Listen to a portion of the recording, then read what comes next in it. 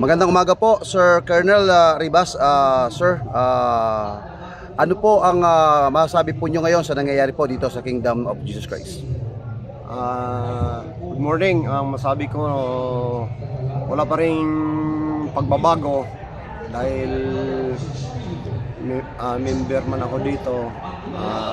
Since DD nila, August 24 hanggang ngayon, August 28 na. So walang pagbabago dahil nandito pa rin yung mga kapulisan. So wala pa rin tayong liberty.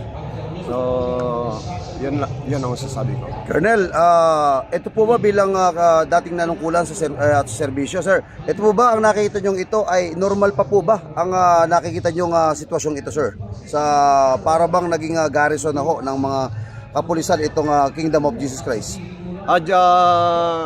Hindi na normal. Kaya nga gusto ko ipaalam sa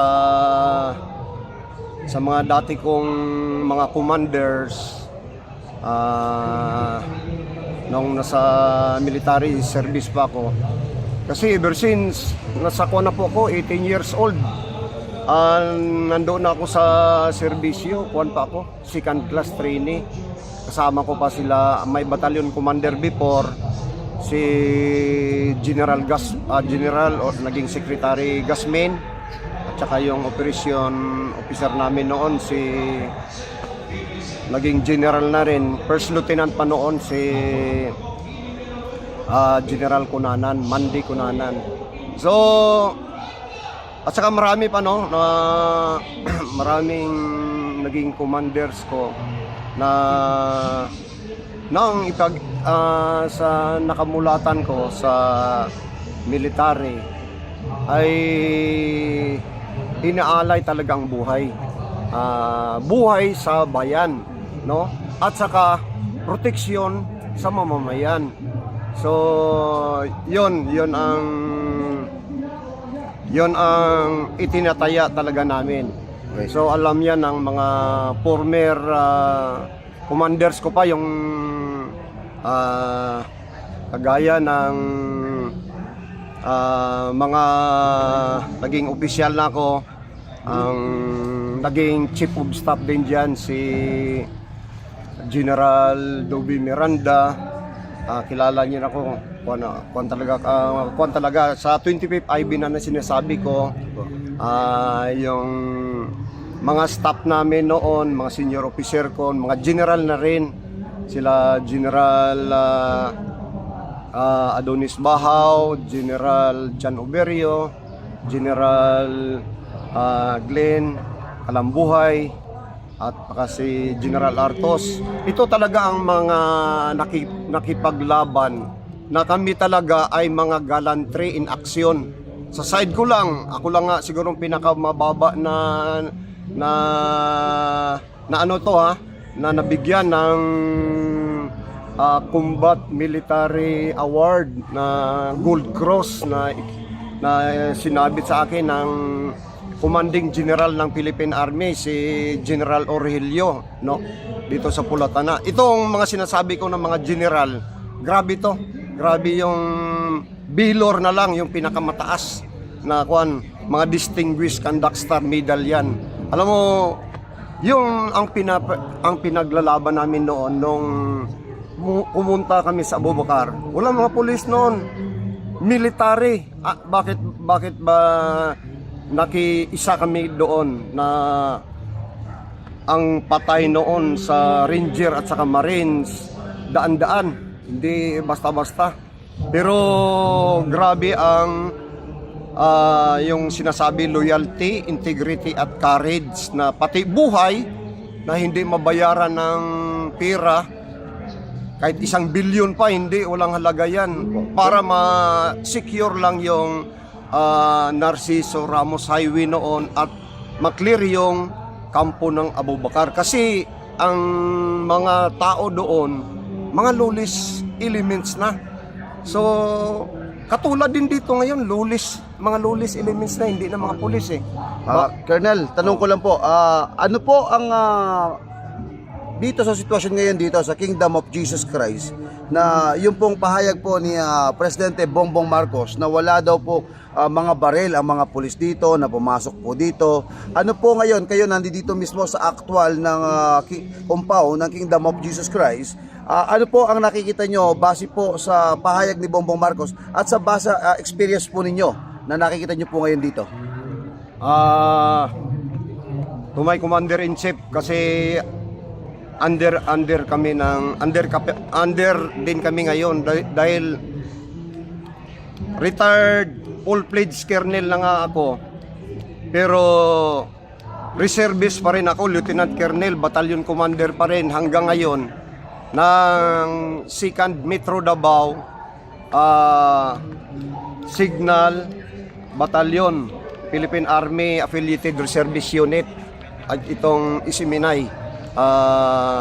That was activated last 2015 February at may initial na-enlist noon is mga reservist ito 276 una ng 2015. Noong 2017 nag-additional pa rin ng G9 na binigyan kami ng serial number na 264. So lahat-lahat dito aabot ng mga 540 na mga reservist, nakikipagtulungan sa ating armed forces, tumutulong kung ano man ang adhikain ng armed forces natin. Kaya nga aware ang ating kasalukuyang Armed Forces of the Philippines Chief of Staff General Romeo Browner, dahil siya pa ang commanding general noon sa Philippine Army 2022 yata yon. Mismo nandyan yung signing of Memorandum of Agreement, katulad din ginawa noon ni Commanding General Emmanuel Bautista 2012 yata noon, ganun din na memorandum. So ang masasabi ko doon kaya binanggit ko lang, in-emphasize ko lang sa Commander-in-Chief Ferdinand Bongbong Marcos Jr.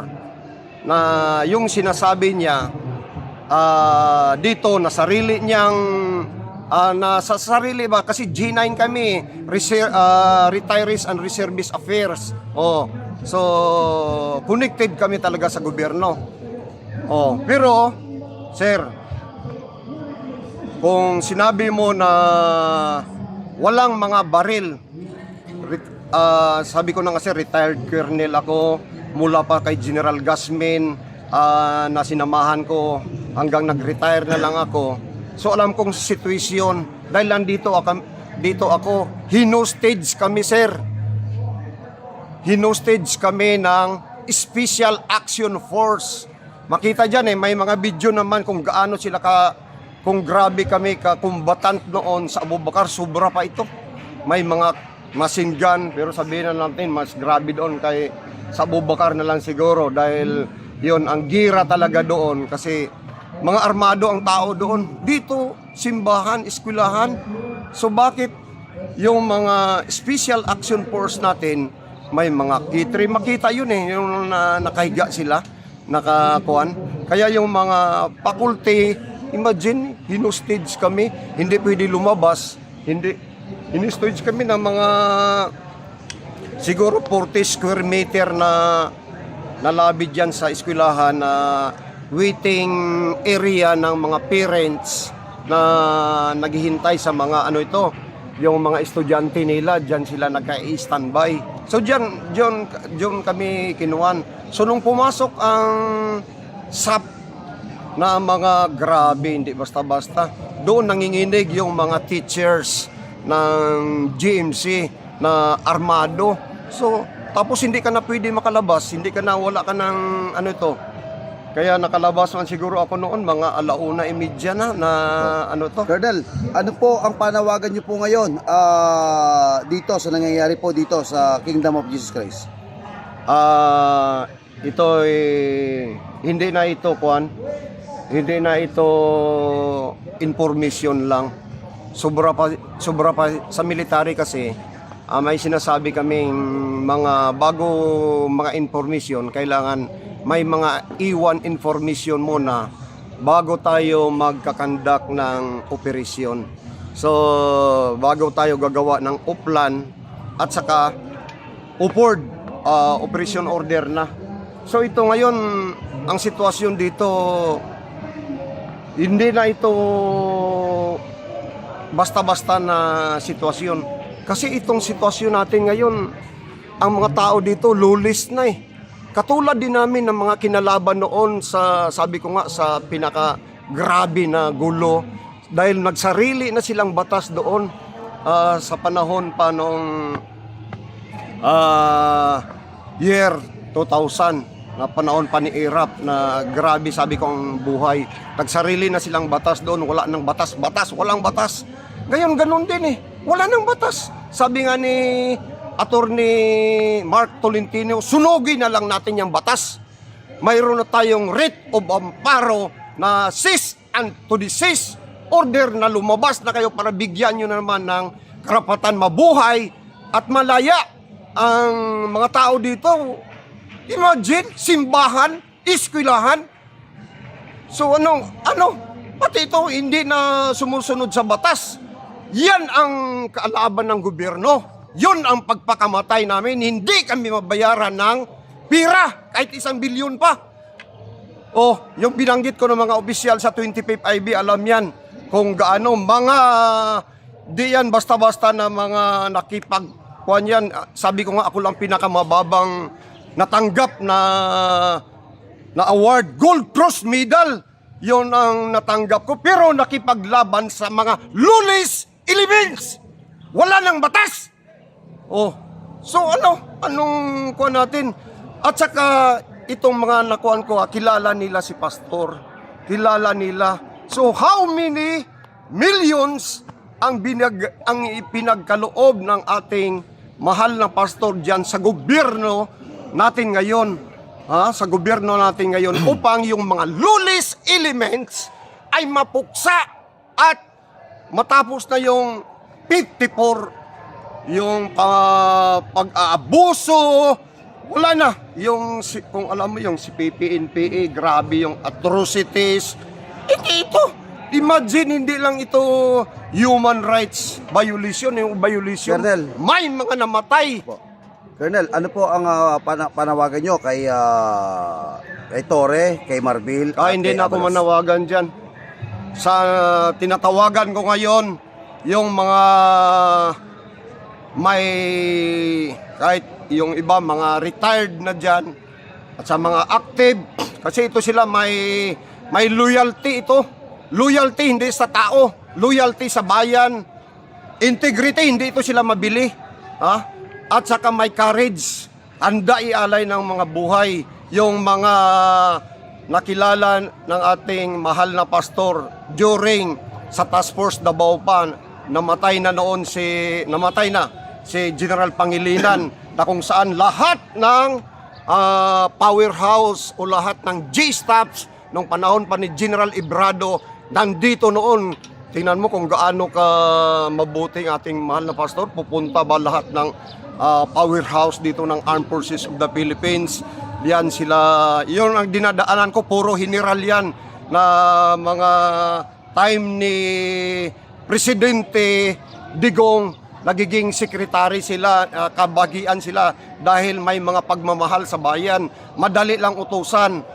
Si Secretary Ed Del Rosario, yon ang kuan ko, sila General Cruz. Puro yan mga 3-star general, General Luga. Yon ang mga kuan ko, General Guerrero, General Benji Madrigal. Yon ang mga taong hindi mabili, hindi talagang inaalay ang buhay. So, at saka sa mga Pilipino rin, no? Kasi ito, sabi ko nga, sabi nga ni Attorney Mark Tolentino, pwede na mag-citizens arrest tayo eh. Pero hindi man, paano mo i-citizens arrest ang mga naka-submachine gun dyan, yung mga mahahabang mga baril dyan. Biruin mo yung... Wala nang respeto eh. Wala na. Yung sasakyan ko nga dyan sa labas, binuksan, nakalak. Tapos nakita naman nila na may ID, military ID doon na colonel na retired, may mga ID rin ako sa active na mga reservist ID. Alam na nila, 3 araw na hindi pa rin binabalik. Pinapaikot-ikot ako, pinapapunta doon sa Katitipan, doon sa Saksa. Ito, wala na. Ang akin lang dyan, kaya nagsalita ako ngayon, unang-una, pagpasok nila dito, wala nang batas. Kasi hinahanap nila, sabihin na natin, hinahanap nila yung 5, si Pastor, ang 5, pero ang nakalagay lang doon, warrant of arrest ni Sylvia Simanes at saka elsewhere. So violation na yon dahil warrant of arrest. Sabi ni Attorney Tolentino, dapat 4 hours lang kayo o kahit kalating araw. 4 days na ito? Ano ba? Sus. Tapos kahit kuan man dyan, play dyan ng mga abuses na ginawa nila, kung paano nila yung mga reservist pa kasama ng gobyerno, mga master sergeant, kung paano nila dinurog yung, paano sila mag-arrest, isang tao lang, 4, 6 ang wala namang gumagalaw. Gikuan pa sa sa simento yung muka ng si Master Sergeant Ed Corda. So yun ang kuan ko lang, ang kuan ko na hindi na ito, wala na sa, buti pa nga ang Bombo Radio nakakaintindi, kumukampi sa atin na kasi nabasa na nila kahapon yung court order, cease and to desist. Umalis na kayo para mabigyan nyo naman ng kalayaan dito, makasamba naman ang mga tao, maka-eskwela naman yung Pilipino tayo, naku, ano pong... Okay. Maraming salamat, Colonel. At baka may huli kayong mensahe sa mga taga Kingdom of Jesus Christ at Sambayan na Pilipino. Sa akin lang, sana sa Armed Forces of the Philippines, lalo na kay General Romeo Browner, sir. Sir, yung mga kasamahan mo dati, nandoon man si General Adonis Bahaw noon, sir, nung pagpirma mo ng Memorandum of Agreement. Yung mga mista mo pa, sir, sila General John Oberio, sila General Glenn Kalambuhay, at saka kilala mo rin yan, sir, si General Artos. Matagal kami magkasama, sir, sa batalyon commander namin, sir, si General Doby Miranda. Yun lang panawagan ko, sir, dahil kami, sir, alam mo man yan, sir, under kami ng G9, sir. Active pa rin, sir, na mga reservist sa Isiminay Paaro. So nakita nyo naman, sir, at saka kanina nagtaas ako ng boses, sir, dahil hindi na makatarungan, sir, pati wala na, sir, wala nang kuwan dito, wala nang, sabi ko nga, sir, lawless na kasi mula pagpasok nila, sir, at makita mo man yan sa video lahat, sir, at saka kahapon na nag-issue ng korte, sir, hindi na ino-honor yung kuha natin, sir, yung court order. So lawless elements na ang mga tao dito, sir. Sana, sir, sa aking side at sa mga Pilipino, hindi na ako makikiusap, konsensya na lang ang gamitin natin, sir. Kasi yung konsensya, sir, naranasan ko na yun, nang nakagawa ako minsan din ng violation sa doon na-assign pa kami sa panahon pa ni trainee pa ako, sir, panahon pa ni General Gasmin ng 45th IB, kasi trainee pa lang nga. Hindi pa bago pa sa ano ito. Kaya nung may violation din ako na nagawa, wala pa man human rights noon, sir. Ang konsensya, sir, hindi basta-basta. Siguro mga, aywan ko lang, mga umabot ba ng isang buwan na yung ordeal ko na binababag ako ng aking konsensya. Kasi hindi ko pinalabas ang katotohanan. So, muntik na akong mabaliw noon. So yun lang ang kuwan ko, sir, na sana alam naman natin ang katotohanan. Bakit pa tayo, ano pa mang ang existence natin dito sa mundo o sa Pilipinas, lalo na sa atin, men in uniform, lalo na sa Armed Forces of the Philippines, kung hindi tayo, diyan tayo nabubuhay sa katotohanan. So ito ngayon, sabi ko nga, lawless na itong mga tao dito sa loob. Sa bagay, alam ko na hindi man lahat ang kuwan dito, nagkukuhan lang man sa mga superior nila. Kaya sa mga Pilipino din, ganun din. So, sana makonsensya din kayo sa, hindi lang sa kalagayan, kasi hindi lang naman member, hindi lang naman dito sa Davao, buong Pilipinas ito. So sa buong Pilipino, sa lahat ng mamamayang Pilipino, yun lang ang pinalabas ko lang yung sa damdamin ko. Maraming salamat po, Colonel Ribas. Ribas. Kaboy po kayo.